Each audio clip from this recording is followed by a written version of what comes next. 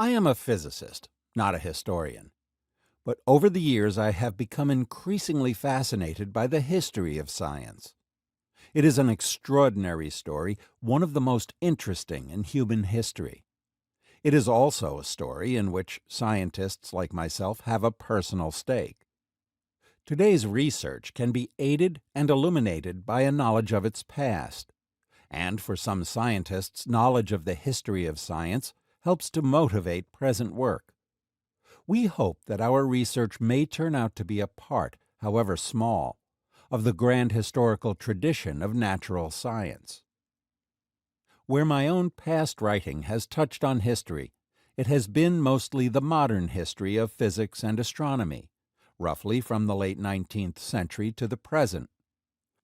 Although in this era we have learned many new things, the goals and standards of physical science have not materially changed.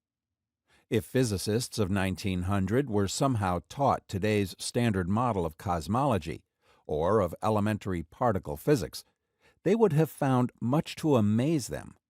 But the idea of seeking mathematically formulated and experimentally validated impersonal principles that explain a wide variety of phenomena would have seemed quite familiar. A while ago I decided that I needed to dig deeper, to learn more about an earlier era in the history of science, when the goals and standards of science had not yet taken their present shape.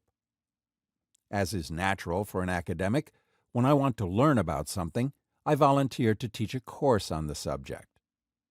Over the past decade at the University of Texas, I have, from time to time, taught undergraduate courses on the history of physics and astronomy to students who had no special background in science, mathematics, or history.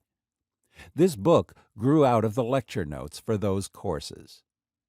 But as the book has developed, perhaps I have been able to offer something that goes a little beyond a simple narrative. It is the perspective of a modern working scientist on the science of the past. I have taken this opportunity to explain my views about the nature of physical science, and about its continued tangled relations with religion, technology, philosophy, mathematics, and aesthetics. Before history, there was science of a sort. At any moment, nature presents us with a variety of puzzling phenomena: fire, thunderstorms, plagues, planetary motion, light, tides, and so on.